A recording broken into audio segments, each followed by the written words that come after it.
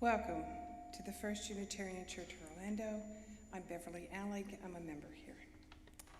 To those of you worshiping in person and to our friends participating online, we welcome you to today's service and hope that you will consider joining us in person at our 10:30 service when you're comfortable doing so. Our worship leaders today, as we explore the third and fourth principles, include myself, Beverly Allig, along with Reverend Margalie, Belizaire, Aubrey, Connelly-Candelario, and Linnea Nelson and Ann Mount. We invite you to stand as you are able while keeping your masks on as we sing along with the chorale today. Lyrics will appear on the slides. We welcome you all to join as we explore our Unitarian Universalist faith, which draws us into a community of justice seekers with a commitment to lifelong spiritual growth and compassionate service to the community. If you would like to watch the service later online, it will be available shortly after this live service. For more information about our congregation, go to orlandouu.org or email the welcome team at orlandouu.org. Our announcements for today all have links in the newsletter or on our website and will be repeated for those of you watching online later at the end of the service. Our in-person fellowship will take place informally outside around the labyrinth area after the service. Please keep social distancing in place. We will hold online fellowship simultaneously at 11:30. One of the online breakout rooms is our Welcome Center, where you can bring any questions you have about our church. Also, after the service at 11:30, our Wrestling with Our Understanding of Racism will meet via Zoom. Special guest speaker will be Latasha Thomas from the Peace and Justice Institute. She will be talking about the Institute's 13 principles. Zoom details are in the weekly update, and all are welcome. You may have noticed the Joys and Concern cards as you walked in. Each week you can email our program assistant, Gabby, or fill out a card with a joy or concern to share at the service and just pass it along to an usher. Please join us on Thursday, December 9th from 10 a.m. to 6 p.m. at 10,000 Villages in Winter Park for our 1U community shopping event.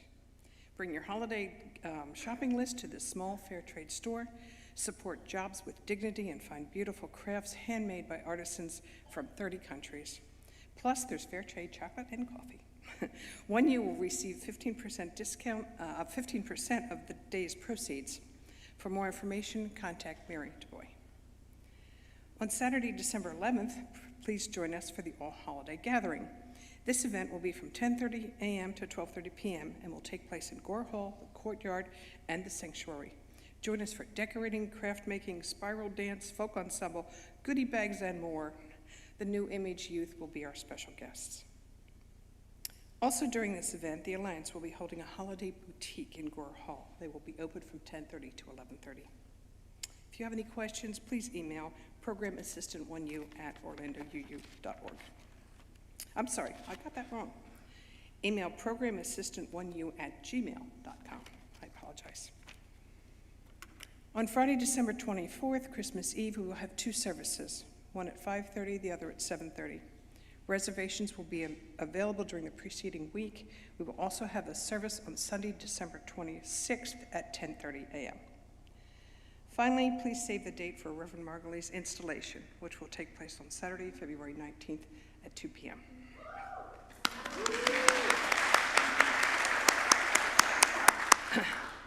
Your presence is a gift to this community. Now let us worship together.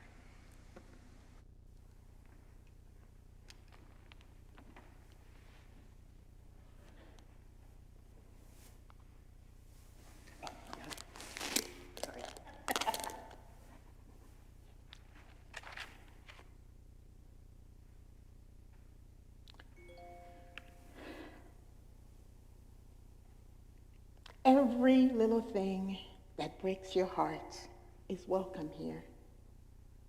We will make space for it, give it its due time and praise. For the wanting it represents, the longing for something more, some healing that remains not yet. We promise no magic, no making it all better, but offer only the circle of trust this human community that remembers, though imperfectly, that sings and prays, though sometimes awkwardly, this gathering that loves, though not yet enough. We're still practicing, after all, still learning, still in need of help, in partners, still becoming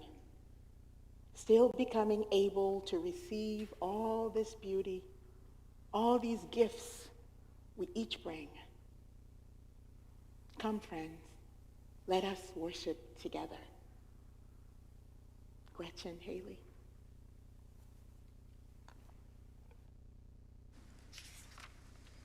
And now, please join me in saying the words as we light our chalice. In the light of truth and in the warmth of love, we gather to seek, sustain, and to share.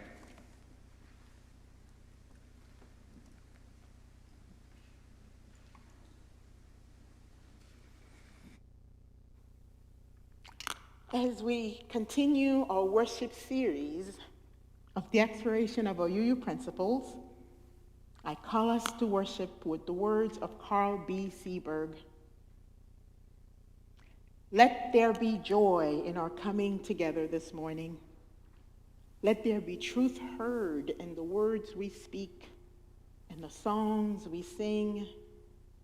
Let there be help and healing for our disharmony and despair. Let there be silence for the voice within us and beyond. Let there be joy in our coming together.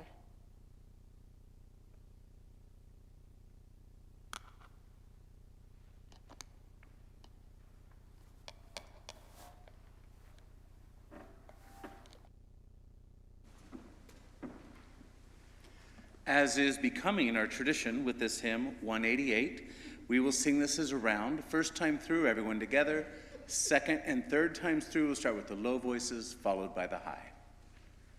Tamara? Stand. Come, come, whoever you are, wanderer, worshiper, lover of leaving, ours is no caravan of despair.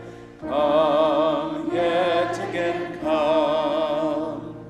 Come, come, whoever you are.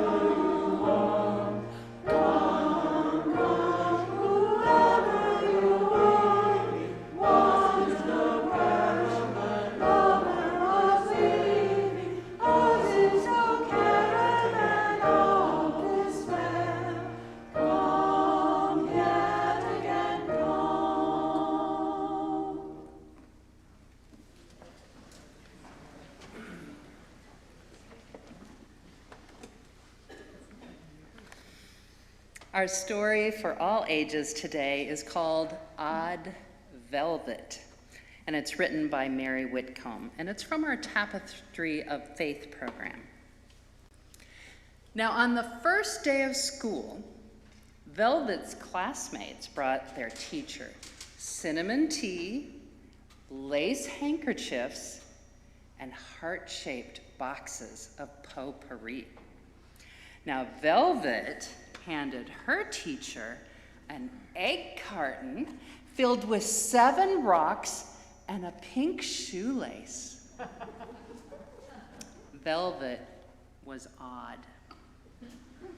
At lunchtime, Velvet not only carried a used paper bag filled with a carrot and some butter sandwiches, she ate them. At recess, a few of the kids noticed that Velvet was not wearing a new dress, even though it was the beginning of the school year. Where did she come from, they wondered out loud. All of this strangeness did not stop after the first day of school. In fact, it got worse. Velvet brought a milkweed pod for show and tell. Luckily, 3 other girls brought a talking doll, a wedding doll, and a crying doll and saved the day.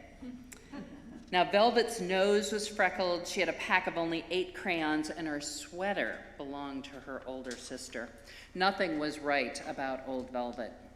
Although everyone was polite to her, no one was silly enough to pick Velvet for partner play or to walk home with her after school. No one wanted to be different the way that Velvet was different. And on the day of the school trip, the children were laughing and calling each other by their nicknames.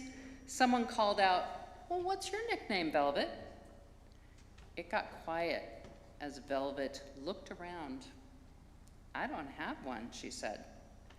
"But my father told me that on the day I was born, the sun was just rising over the mountains, and outside it looked as though the world had been covered with a blanket of smooth, soft, lavender velvet."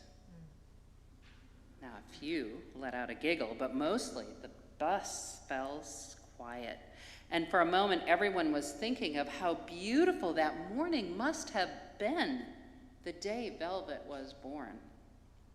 The following week, a school drawing contest was announced, and there was no question who the winner was going to be. Sarah Garvey had the best markers, the biggest paint set, and more colored pencils than anyone else in the class. And when the day arrived to announce the winner, the children let Sarah sit right up front. No one was more surprised than she was when the teacher called out Velvet's name. Velvet had drawn an apple. "It's just a piece of fruit," Sarah protested. Everyone stared at the picture. "It looks so real, I could just eat it," someone said. "It seems like you could pick it up," another child said. Sure enough, with just her 8 crayons, Velvet had drawn the most beautiful apple the children had ever seen. And little by little, the things that Velvet said and the things that Velvet did began to make sense. The teacher had Velvet speak for 2 whole days about her rock collection. She even had ashes from a real volcano. And still on that day, she handed out invitations to her birthday party. And then the whispering began. "I bet her house is old and dark," Sarah said. The thought of going to Velvet's house made everyone feel a little uneasy. Velvet lived in a tiny house at the end of a long road. There was no jungle gym or tetherball, just a swing hanging from a big old tree. At the door, Velvet's mom and dad politely asked the children in. There were no birthday magicians or wizards, not even a clown. But they got to turn Velvet's room into a castle, and the royal subjects painted their faces and put glitter in their hair. They jumped high off the bed onto a blue blanket moat. Velvet's sister made each of them golden crowns with colored jewels, and they took turns wearing Velvet's royal cloak, which used to be a bed cover. And they played cards and they shot marbles, and Velvet even showed them how to draw beautiful apples. And on the last day of school, Velvet's classmates brought their teacher handfuls of flowers, cards they had made, and an impressive-looking set of rocks. Velvet was different, but maybe she wasn't so odd after all. So I look forward to when we have lots of children back with us and young people, and we'll sing them out. And until then, we will just hold all of them in our hearts and hope that they're watching at home.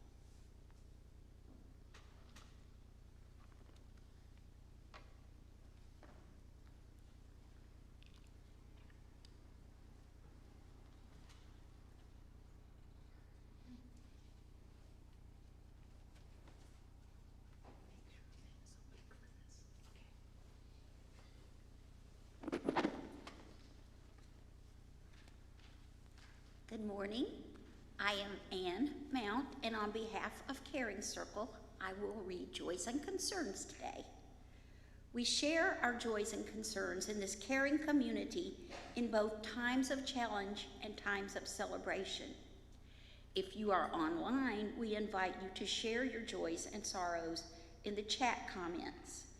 Please continue to share the joys and sorrows you want read during the service with Gabby, our program assistant, and she will make sure they make their way for us to share.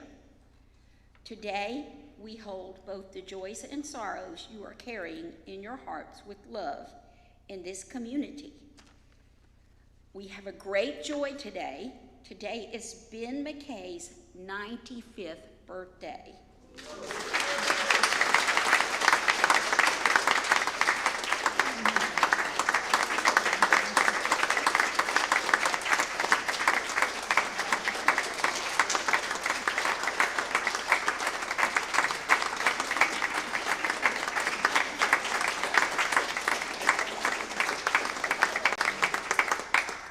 We wish Ben a day and coming year filled with joy, love, laughter, peace, music, and good health.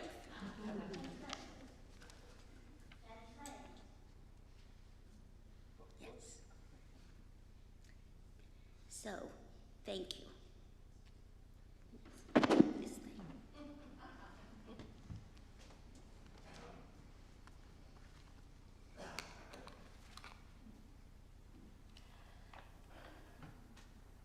Happy birthday, my goodness. I invite you now into prayer with the words of Reverend Maureen Killeran. This will be followed by a moment of silent meditation. Here in this space, we are gathered, called by our sense of urgency or duty or the longing for community. We're called to be together on this day, here, in this space.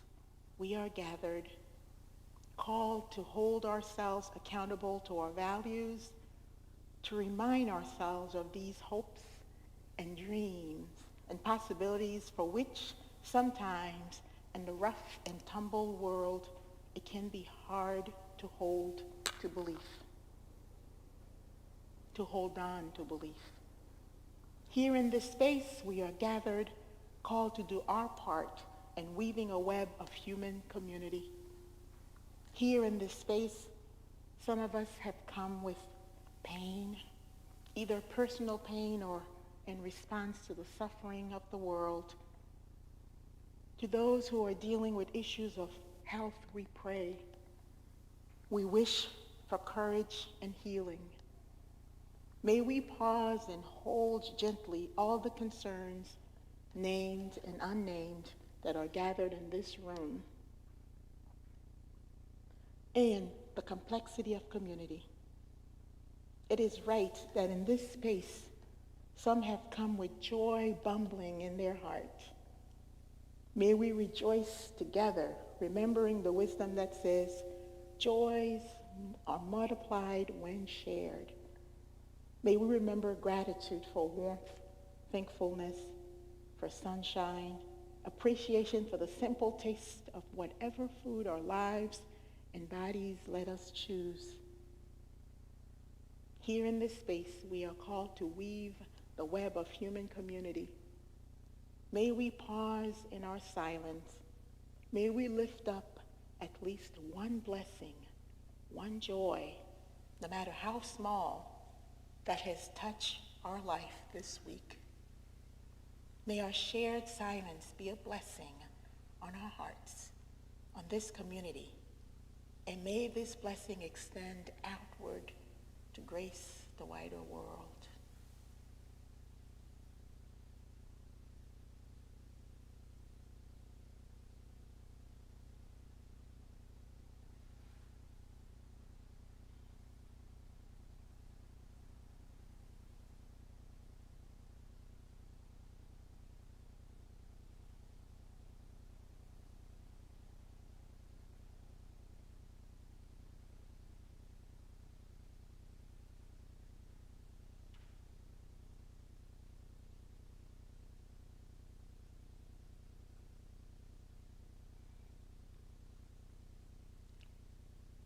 May we be blessed to always find the joy even in the midst of sorrow.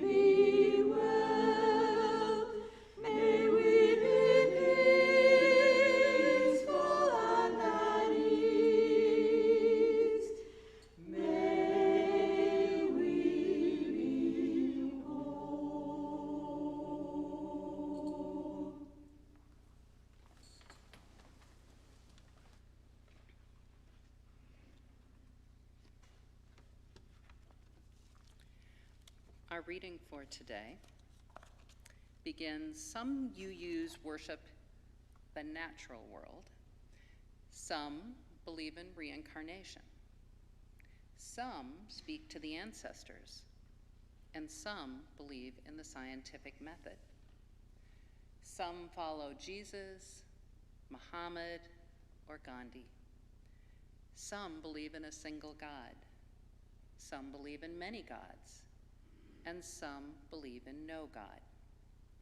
And somehow, not in spite of this, but because of these many truths, we are Unitarian Universalists. There are probably as many different beliefs within Unitarian Universalism as there are Unitarian Universalists. And this is our greatest uniqueness and our greatest strength. However, in order to tap into our superpower as a religion, we can't just coexist without meaningfully engaging with each other's truths. We can't gloss over our differences and expect that they will never affect our relationships or our community. Thank you to Alex Capitan for these words.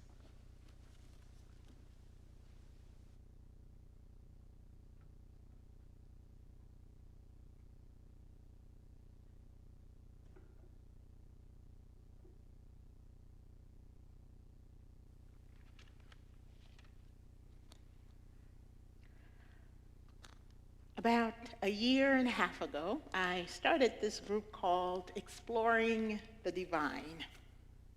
9 of us meet monthly to discuss our relationship with the divine or lack thereof. What motivated me to start this group was the acknowledgement that many UUs, including myself, have an aversion Well, maybe that's too strong a word and possibly a little incorrect of a description, but many of us are turned off by God talk, especially the Christian God. I think it is because some of us carry trauma from past religions.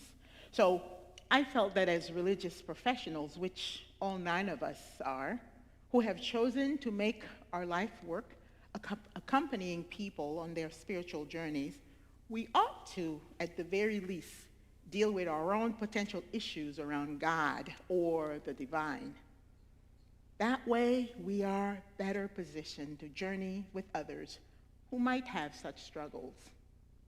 And we get to live out our values by doing the work that the 4th principle invites us to do.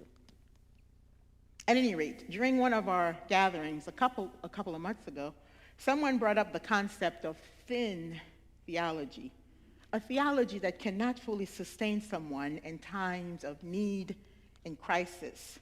And he went on to say that we, UUs, are especially susceptible to that as practitioners of a non-creedal faith tradition, each doing their own thing in this regard, which was the point that Alex Capitan made from the reading that Linnea just shared with us.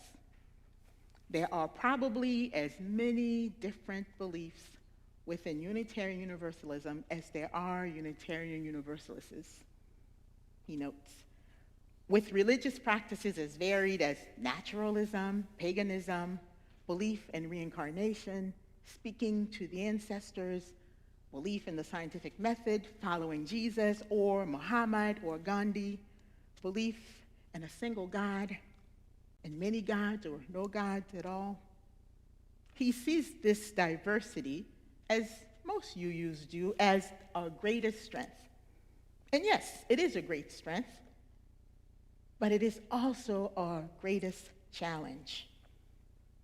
We are expected to do the hard work of figuring out what is true for us individually and as a religious community, while just about every other religion is creedal and has a set of belief that its practitioners are generally expected to adhere to.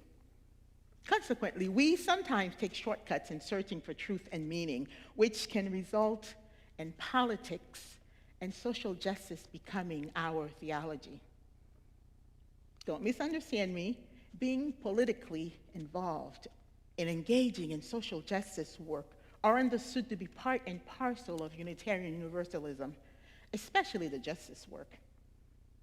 However, they ought not to become our theology, our spirituality, or become substitutes for the divine. Our theology ought to inform our stance when it comes to politics and social justice. And as noted in the Widening the Circle report, justice-seeking practices of UUs are often not grounded on spiritual or ritual principles. Instead, justice-seeking takes the place of ritual in religious life. Justice practice cannot be as surrogates for deepening our spirituality, our spiritual lives. We cannot use justice practice as surrogates for deepening our spiritual lives. And so, dear ones, began our exploration of our 3rd and 4th principle. I invite you to keep the following question front of mind during our talk this morning. Is your theology thick enough? We started this series exploring UU principles with the origin story of how those principles came about. Back in 1961, we know that the principles we have today are not the ones we started out with. For one thing, there were only 6. And it was hard work to bring out those 6. It was through blood and sweat. Yet, around in the 1970s and 80s, we realized that those principles, those 6 early principles, did not fully speak to our values because they made for too narrow of a circle, especially when it came to women and environmental rights. And so out of that recognition, we now have our 7 principles. And putting it together, a lot of the God language in the previous 6 were removed. And last month, we took a deep dive into our first and second principles. And those, if you remember, affirm our worth and dignity right now. There is nothing we need to do to be worthy of love and compassion. And at the same time, our worthiness does not mean that we get to infringe on the rights of others. Which brings us to today, our third installment, the third and fourth principles. And the third principle, reaffirm and promote acceptance of one another and encouragement to spiritual growth in our congregations. Reverend Bob Hardy's, in speaking to the importance of spiritual growth, noted that spiritual growth isn't about a vertical ascent to heaven. That is to say, it is not about us being all pious and perfect in our spirituality, or to the point where we're no good for practical things. He continues, but it is about growth in every direction at once. It is spirituality in 3D. Growth in spirit doesn't mean one's proximity to a God above, but rather to the spaciousness of one's soul, its volume, its capacity, its size. We need souls that can take in the world in all its complexity and diversity, yet still maintain our integrity. And we need souls that can love and be in relationship with all of this complexity. Instead of fight or flight, we need a spiritual posture of embrace. In other words, our spiritual growth ought to make us more human and more in touch with our own spirituality, more grounded to ourselves and to all that we are interconnected with as human beings. And the third principle is, as in the second, there's an implication that we have some responsibility to and for one another. After all, religion is best practice in community. We covenant with one another to create the type of religious spaces where we help each other flourish and even thrive. We cheer each other on as we grow in our spiritual development. Love is the spirit of this church, I've heard said so many times. And with love comes a desire for all good things for the beloved. It's no different in a religious community. So the third principle calls us to love one another. We are also called to be accepting of one another with regards to our divergent beliefs and spiritual practices. And as Capitan said, somehow, not in spite of, but because of these many truths, we are Unitarian Universalists, and it is our greatest uniqueness. He also says, though, in order to tap into our superpower as a religion, we can't just coexist without meaningfully engaging each other's truth. We can't gloss over differences and expect that they will never affect our relationships or our community. So this acceptance is an active one, and it is an intentional engagement. It's not haphazard at all. But do not confuse accepting of one another with condoning all beliefs and all practices. I've heard it said that you can believe anything as a UU, but that is not the case. We operate within a framework, and that framework upholds certain values, such as the ones outlined in our 7 principles, and those moral guides tell us what to consider as acceptable. I like the following saying, though. I know it needs some teasing out. It goes, all people are welcome, but not all behaviors are. We do not affirm or promote hate or bigotry. And we are a learning faith tradition, not a learned one, which is why our principles are aspirations. We have not arrived. We are always working. We are always learning. And we commit to do our best. And when we know better, we do better. I just love to quote Maya Angelou, it seems.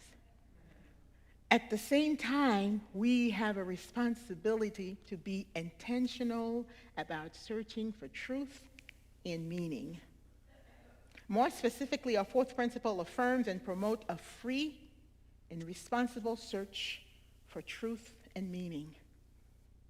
Reverend Paige Getty, in fleshing out this principle, notes, as responsible religious seekers, we recognize that we are privileged to be free, to have resources to pursue life beyond mere survival, to continually search for truth and meaning, to exist beyond bonds of dogma and oppression, and to wrestle freely with truth and meaning as they evolve.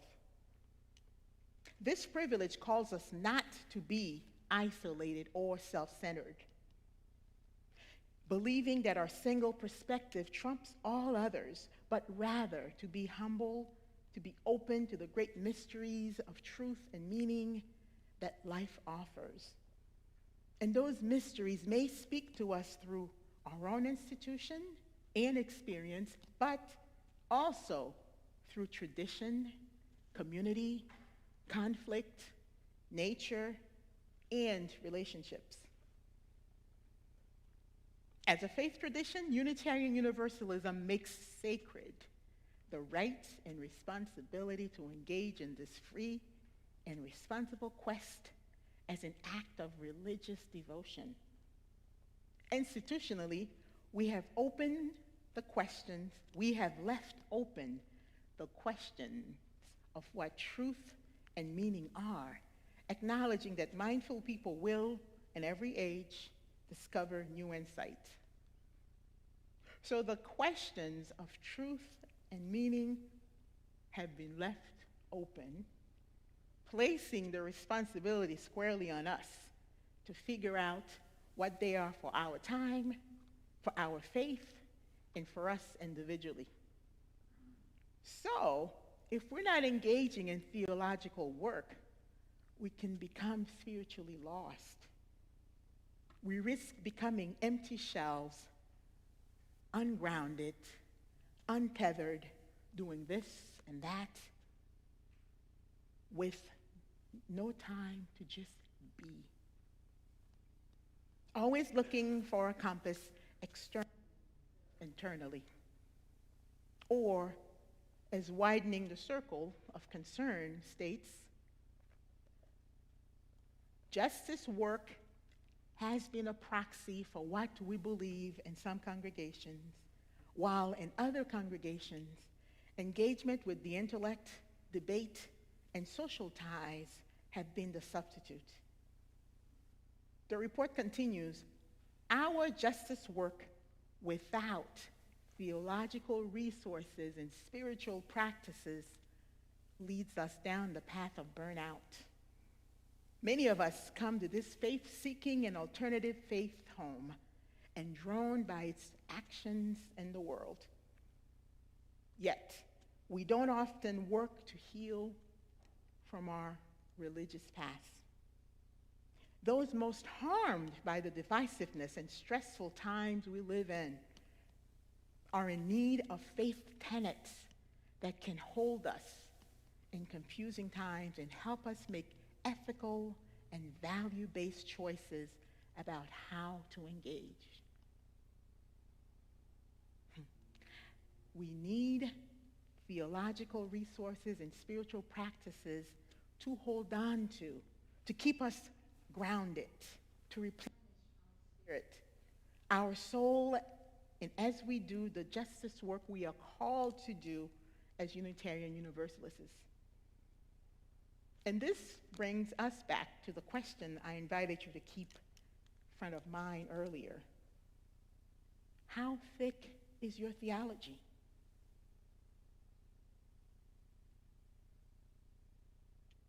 Does it provide the faith tenets that can hold you in confusing times and help you make ethical and value-based choices about how to engage others in the world?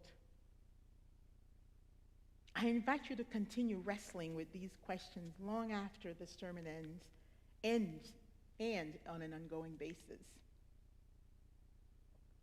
Fortunately, this is not work one needs to do alone. There is space for personal reflection. And as a faith tradition that values relationships and connection, it benefits us to do some of that work in community, to set a spiritual path forward for ourselves as a community, to be accepting of one another and encouraging spiritual growth in our congregations as we freely and responsibly search for truth and meaning. We have made those things sacred acts of religious pursuits. Searching for truth and meaning is our work together as a congregation, work to be done between minister and members and friends, member with member, and friends, and within your own familial structures as well.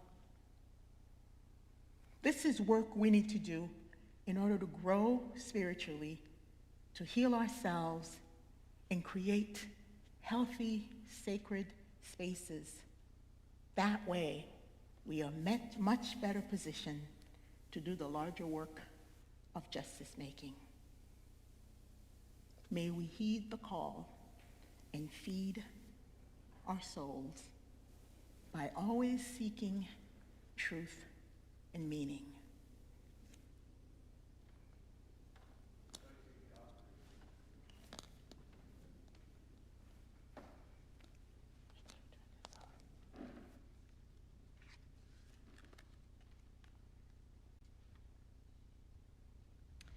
Today our offerings, I'm sorry, this will be better. Today our offering supports our Share the Plate partner, which is Health Care for the Homeless. Please welcome Terry Bett, who will tell us more. Good morning. My name is Terry Betts, and I am the Director of Development at Healthcare Center for the Homeless, known to our patients as Orange Blossom Family Health and Orange Blossom Pediatrics. Thank you for selecting us for your December Share the Plate program. The Health Center provides medical, dental, behavioral health, and pharmacy services for homeless and low-income housed but uninsured and underinsured residents of Orange, Osceola, and Seminole counties. We also offer street and permanent supportive housing services for individuals experiencing homelessness. We currently operate 4 Orange Blossom Family Health locations in the Tri-County area. Our main site is at the intersection of Robinson Street and Orange Blossom Trail. We have another large site in the Ivy Lane community. We have a site on the campus of Evans High School and a site in Kissimmee. Orange Blossom Pediatrics is on the campus of the OCPS Academic Center for Excellence, just a few blocks from our main site. The Health Center cares for thousands of patients each year. Looking at our last 3 years of care, over 90% of our patients were living in poverty, almost 75% had no form of health care coverage, and over 20% were homeless. The Health Center tries to be a one-stop shop for our patients and provide multiple services in convenient locations. In addition to the main programs I spoke about before, we offer medical care for patients living with HIV. We have a diabetes clinic to assist our patients with uncontrolled diabetes, are working on a remote monitoring project for patients with uncontrolled hypertension, and are providing COVID testing and vaccinations at our largest sites in Orange County and in Kissimmee. This is an ongoing practice. We saw a drastic dip in patient numbers last year due to the pandemic, but we are seeing these numbers move back towards pre-pandemic levels now. This has been a difficult time for our patients with chronic conditions.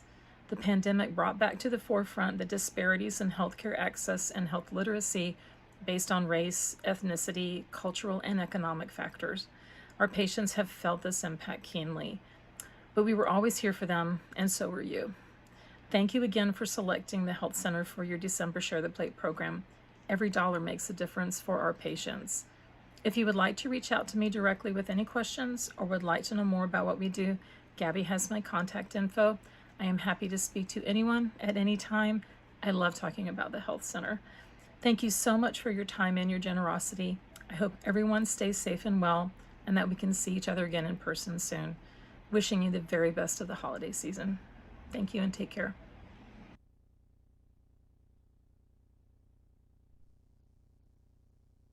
It's with handles for a safe experience for all. You may also support our Share the Plate partner by finding a link to their organization in our weekly newsletter. Please let us know you've donated by dropping a line to our program assistant, Gabby. We also invite your financial support of the First Unitarian Church of Orlando. You can make an offering online to support the many ministries of this congregation. Simply go to orlandouu.org and click the donate button in the upper right corner, send a text, or mail in a check.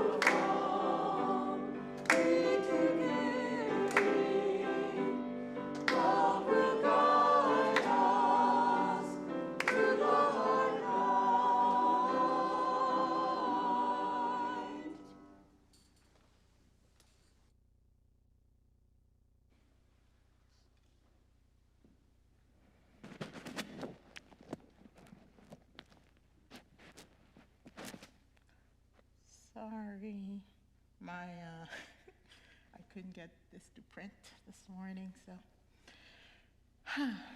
All that we have ever loved, all that we have ever been, stands with us on the brink of all that we aspire to create. A deeper peace, a larger love, a more embracing hope, a deeper joy in this life we share. Reverend Leslie Takahashi. Beloveds, worship has ended, and now the service truly begins.